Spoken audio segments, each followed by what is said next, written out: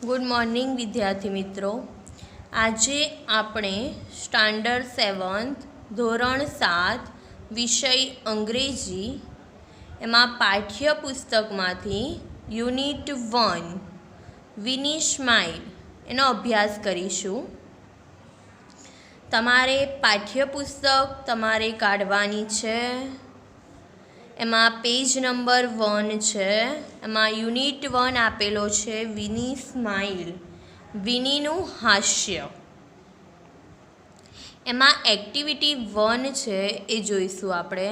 આમાં જે imported activity હશે કે જે એક્ઝામમાં પૂછાય છે એના ઉપર જ આપણે ભાર આપીશું, બરાબર। તો એક્ટિવિટી 1 જોઈશું આપણે। ધ લિટલ વન, લિટલ એટલે નાનું કે એક નાનું બાળક, એના ઉપરથી એ પોયમ છે તો એ જોઈ લઈશું આપણે। This is the bag the little one boat, આ એક એવી બેગ છે જે નાના બાળકે ખરીદી છે। બોટ એટલે ખરીદ્યું, કે આ એક એવી બેગ છે જે નાના બાળકે ખરીદી છે। This is the butterfly the little one coach, આ એ પતંગિયું છે જે નાના બાળકે પકડ્યું છે। કોચ એટલે પકડ્યું। This is the kite the little one flew, કે આ એ પતંગ છે જે નાના બાળકે ચગાવ્યો છે। This is the whistle the little one blew, આ એ સિસોટી છે। વિશલ એટલે સિસોટી, આ એ સિસોટી છે જે નાના બાળકે વગાડી છે। This is the bell the little one rang, બેલ એટલે ઘંટ અને રેંગ એટલે એ રીંગનું ભૂતકાળ છે કે વગાડવું। આ એ ઘંટ છે જે નાના બાળકે વગાડ્યો છે। This is the song the little one sang, song એટલે ગીત, કે આ એ ગીત છે જે નાના બાળકે ગાયું। White and black and green and red, સફેદ અને કાળો અને લીલો અને લાલ। These are the words the little ones read, કે આ એ શબ્દ છે જે નાના બાળકોએ વાંચ્યા છે। These are the pictures the little one drew, આ એ ચિત્રો છે જે નાના બાળકોએ દોર્યા છે। All these things the little one knew, આ એ બધી વસ્તુઓ છે જે નાના બાળકોએ જાણી છે। તો આપણે આ એક્ટિવિટી 1 જોઈ। હવે તમારે પેજ નંબર 2 કાઢવાનું છે, 2, 3, એના આધારે જે રાઇમિંગ વર્ડ છે કે સરખા અવાજવાળા શબ્દો એ કાવ્યના આધારે તમારે શોધીને લખવાનું છે। કમ્પ્લીટ ધ ટેબલ, એમાં થિંગ્સ વસ્તુઓના નામ લખવાના છે। બેગ, કાઇટ, એક્શન એ ક્રિયાઓ શું કરી એ પણ લખવાનું છે। એક્ટિવિટી 2 છે એ ભૂતકાળના રૂપો આપેલા છે, બરાબર। ધોરણ 5માં આપણે શીખી ગયા એ ભૂતકાળના રૂપ લખવાના છે। અને ખાલી જગ્યાઓ જે આપેલી છે એ પણ કવિતાના આધારે જ લખવાની છે।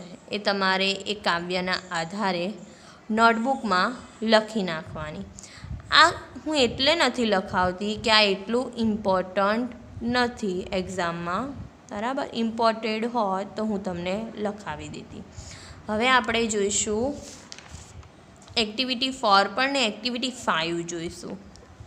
આ જે યુનિટ 1 છે એનો મેઇન પાર્ટ એક્ટિવિટી 5 છે. આ પાઠમાંથી તમારે એક્ઝામમાં ખાલી જગ્યા છે, ફકરો છે, ખરા ખોટા છે, એના આધારે પૂછાય છે.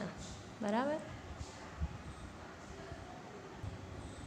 તો હવે આપણે તમારી પાઠ્યપુસ્તકમાં પેજ નંબર 5 કાઢીશું.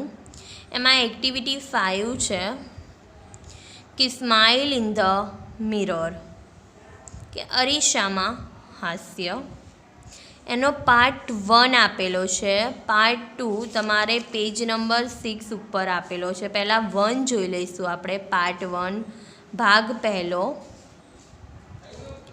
એના તમને જે મિનિંગ છે એ આ પાર્ટ પૂરો થશે પાર્ટ 1 એટલે હું તમને લખાવી દઈશ. પહેલાં આપણે આ પાર્ટ સમજી લઈએ. ઇટ વોઝ 11th એપ્રિલ 2011, કે 11મી એપ્રિલ 2011નો દિવસ હતો.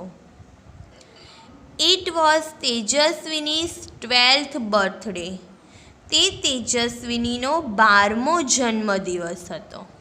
એટલે તેજસ્વીની કેટલા વર્ષની થઈ? 12 years, 12 વર્ષની થઈ. આની ખાલી જગ્યા હોય છે કે તેજસ્વીની કેટલા વર્ષની છે, તો શું આવશે? 12. 11 એપ્રિલ 2011નો દિવસ હતો, પણ એ દિવસે કેટલા વર્ષની થઈ? 12. Her father gifted her a beautiful bicycle, કે તેના પિતાએ તેને સુંદર સાયકલ ભેટમાં આપી હતી. It was a unique bike. Unique એટલે અદ્વિતીય, કે આ અદ્વિતીય સાયકલ હતી. Blue in colour, a soft seat, a little bell and rear view mirror, કે તે રંગે ભૂરી એટલે વાદળી રંગની હતી. પોચી સીટ હતી. અ લિટલ બેલ એટલે એક નાની ઘંટડી હતી. And a rear view mirror એટલે પાછળનું દ્રશ્ય દેખાડતો અરીસો હતો. તમે ચિત્રમાં તેજસ્વીની અને તેની બાઇસિકલ જોઈ શકો છો. અને ફકરા ઉપરથી એવો પ્રશ્ન પણ પૂછાય કે ડિસ્ક્રાઇબ તેજસ્વીનીઝ બાઇસિકલ, કે તેજસ્વીનીના સાયકલનું વર્ણન કરો. તો આપણે એટલું જ લખવાનું છે કે blue in colour, a soft seat, a little bell and a rear view mirror, અને it was a unique bike. બરાબર. આ એ ડિસ્ક્રાઇબ, આ તેનું વર્ણન થઈ ગયું. એના પછીનો પેરેગ્રાફ જોઈશું. વેન તેજસ્વીની શો હર બાઇસિકલ, જ્યારે તેજસ્વીનીએ તેની સાયકલ જોઈ. સી સેડ, તેણી બોલી ઉઠી. વાવ, સરસ. સી ફેલ્ટ પ્રાઉડ, તેને ગૌરવની લાગણી થઈ. She placed her foot on a left pedal and yelled, તેણે તેનો પગ ડાબા પેડલ પર મૂક્યો અને બોલી ઉઠી. યેલ્ડ એટલે બૂમ પાડી, બોલી ઉઠી. હિયર આઈ ગો, હું તો આ ચાલી. C mood faster and faster, તે વધારે અને વધારે ઝડપથી ચાલી. C went to the river bank, river bank એટલે નદી કિનારો. તે હવે કઈ તરફ ગઈ? નદી કિનારા પાસે ગઈ. C enjoyed reading the bicycle on this rough path, તેણે આ ખરબચડા રસ્તા પર સાયકલ ચલાવવાનો આનંદ માણ્યો. રફ પાથ એટલે ખરબચડો રસ્તો. She was reading at her top speed, તે તેજ ગતિએ સાયકલ ચલાવી રહી હતી. ટોપ સ્પીડ તેજ ગતિ, ઉચ્ચ ગતિએ એટલે વધારે ઝડપથી તે સાયકલની સવારી કરી રહી હતી. Then she noticed a red button near the bell. પછી ઘંટડી પાસેના લાલ બટન ઉપર તેનું ધ્યાન ગયું. What was that? તે શું હતું? She pushed the button. તેણે બટન દબાવ્યું. Lo and behold, જુઓ તો ખરા. Lo and behold એટલે એનો ગુજરાતી અર્થ થાય જુઓ તો ખરા. એ જે રેડ બટન લાલ બટન દબાવ્યું તો શું થયું? તો આગળ આપણે જોઈશું. There came out a big fan on the rear wheel. એ પાછળના પૈડા ઉપર એક મોટો પંખો બહાર આવી ગયો. તમે ચિત્રમાં જોઈ શકો છો જે પાછળનું પૈડું છે એની પાછળ એ પંખો જે એ રેડ બટન લાલ બટન હતું તેણે દબાવ્યું તો એ પંખો બહાર આવી ગયો. And the fan started rotating. અને પંખો ફરવા લાગ્યો. Vroom vroom.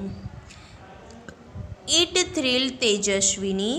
તેજસ્વીની ઉત્તેજિત થઈ ગઈ, રોમાંચિત થઈ ગઈ. She pedaled the bicycle with a full strength. તેણે સાયકલને પૂરી તાકાતથી પેન્ડલ માર્યા. And what a miracle! અને શું ચમત્કાર થયો? તો આપણે જોઈએ. The bike's front wheel rose from the ground. અને સાયકલનું જે આગળનું પૈડું હતું એ જમીન પરથી ઊંચું થયું. And then the rear one. અને પછી પાછળનું પૈડું જમીન પરથી ઊંચું થયું. The bike was flying now. હવે સાયકલ ઉડતી હતી. She pedaled faster and the bicycle went up 3, 4, 5 and 50 meters. તેણે પેડલ વધારે ઝડપથી લગાવ્યા અને સાયકલ 3, 4, 5 અને 50 મીટર સુધી ઊંચે ગઈ. તે જે પેડલ વધારે ઝડપથી માર્યા તો તેની જે સાયકલ હતી એ કેટલા મીટર સુધી ઊંચે ગઈ કે 3, 4, 5 નહીં પરંતુ 50 મીટર સુધી તે ઊંચે ગઈ. She was thrilled. તે ઉત્તેજિત થઈ ગઈ, તે ફરીથી ઉત્તેજિત થઈ ગઈ. Now she was flying. કે તે હવે ઉડતી હતી. Over the river. શેની ઉપર? નદીની ઉપર ઉડતી હતી. She looked down. તેણે નીચે જોયું. Oh, અરે, is that a kite in the river? શું નદીમાં પતંગ છે? It was a boat. પરંતુ એ પતંગ ન હતો, તે શું હતું? હોડી. પરંતુ એ ખૂબ જ 50 મીટર ઊંચે હતી તો તેને નદીમાં શું લાગ્યું? પતંગ છે. પરંતુ નદીમાં પતંગ હતો નહીં, બોટ હતી, હોડી હતી. She turned the handle toward her village. તેણે હેન્ડલને પોતાના ગામ તરફ ફેરવ્યો, પોતાના ગામ તરફ ગઈ. She saw her school. તેણે તેની શાળા જોઈ. Oh no, અરે ના. There are so many leaves of trees on the roof. કે છત ઉપર, છાપરા ઉપર તો વૃક્ષોના ઘણા પાંદડા છે. I will clean them tomorrow. હું આવતીકાલે તે સાફ કરી નાખીશ. ટુમોરો એટલે આવતીકાલ. એવું કોણે વિચાર્યું? She thought. તેજસ્વીનીએ વિચાર્યું કે આજે મારી શાળા છે એના ઉપર વૃક્ષોના ઘણા પાંદડા છે, તે ખૂબ જ ડર્ટી લાગે છે, ગંદા લાગે છે, તેથી હું આવતીકાલે તે સાફ કરી નાખીશ. What else could she from there, ત્યારે તે બીજું શું જોઈ શકી એ તમારે આ પેરેગ્રાફમાં લખવાનું છે. પણ આપણે એ કોઈ ઇમ્પોર્ટન્ટ નથી. આપણે આટલું રાખીએ અને પછી હવે પાર્ટ 2 જોઈશું.